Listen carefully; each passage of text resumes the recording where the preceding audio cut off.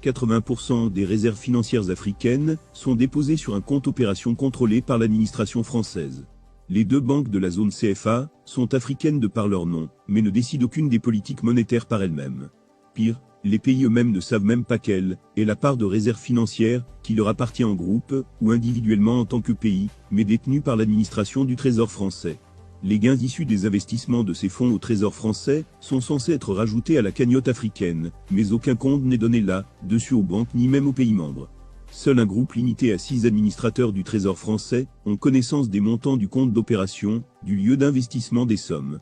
Les banques centrales africaines n'ont pas accès à ces informations, déclarait le Dr Gary Kabu. On estime maintenant que la France détient près de 500 milliards de dollars auprès de son trésor. Elle est donc prête à tout, afin de combattre toute personne qui chercherait à faire la lumière sur le côté obscur de ce vieil empire. Les pays africains ne disposent pas d'accès à cet argent. La France leur permet d'accéder à seulement 15% de l'argent chaque année. Si elles ont besoin de plus que cela, ils doivent emprunter de l'argent supplémentaire à partir de leur propre 65% du Trésor français à des taux commerciaux. De plus, la France impose un plafond sur le montant de l'argent que les pays peuvent emprunter dans leurs réserves. Le plafond est fixé à 20% de leurs recettes publiques de l'année précédente. Si les pays ont besoin d'emprunter plus de 20% de leur propre argent, la France dispose d'un droit de veto. L'ancien président français Jacques Chirac a récemment parlé de l'argent des pays africains dans les banques en France. Voici une de ces vidéos qui parle du système d'exploitation français. Il parle en français, mais voici une transcription d'un extrait court. Nous devons être honnêtes et reconnaître qu'une grande partie de l'argent dans nos banques viennent précisément de l'exploitation du continent africain. Le droit de premier refus sur toute ressource brute ou naturelle découverte dans le pays. La France a le premier droit d'achat des ressources naturelles de la terre de ses ex-colonies. Ce n'est qu'après que la France ait dit « Je ne suis pas intéressé » que les pays africains sont autorisés à chercher d'autres partenaires. Priorité aux intérêts et aux entreprises françaises dans les marches publiques et appels d'offres publics.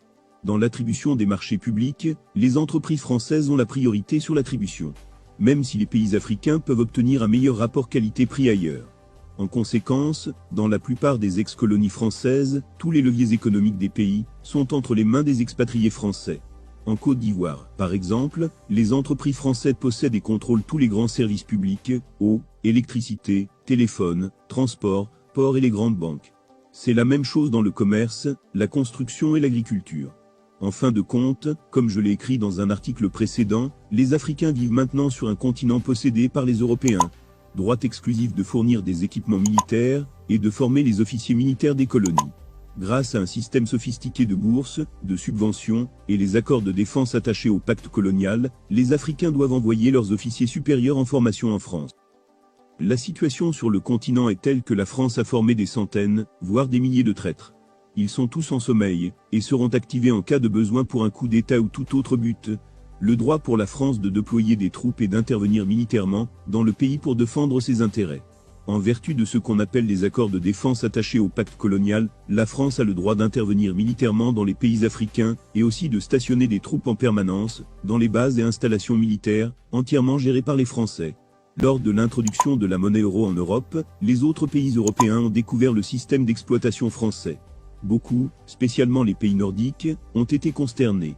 Ils ont suggéré à la France de se débarrasser du système, mais sans succès.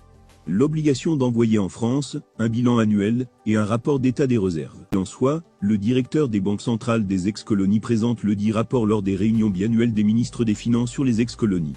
Ce rapport est ensuite compilé par la Banque de France et le Trésor français. Renoncer à toute alliance militaire avec d'autres pays, sauf autorisation de la France. Pourquoi les alliances militaires régionales en Afrique sont les plus faibles ? La plupart des pays ont seulement des alliances militaires avec leurs ex-colonisateurs. Drôle, mais vous ne pouvez pas faire mieux, la France leur interdisait toute autre alliance militaire. L'obligation de s'allier avec la France en cas de guerre ou de crise mondiale. Plus d'1 million de soldats africains se sont battus pour la défaite du nazisme et du fascisme au cours de la Seconde Guerre mondiale. Leur contribution est souvent ignorée ou minimisée. Mais quand vous pensez qu'il a fallu seulement 6 semaines à l'Allemagne pour vaincre la France en 1940, la France sait que les Africains pourraient leur être utiles pour sauver la grandeur de la France à l'avenir. Il y a quelque chose de presque psychopathe dans la relation entre la France avec l'Afrique. Tout d'abord, la France est accro au pillage et à l'exploitation de l'Afrique depuis l'époque de l'esclavage. Ensuite, il y a ce manque complet de créativité et d'imagination de l'élite française à penser au-delà du passé et de la tradition.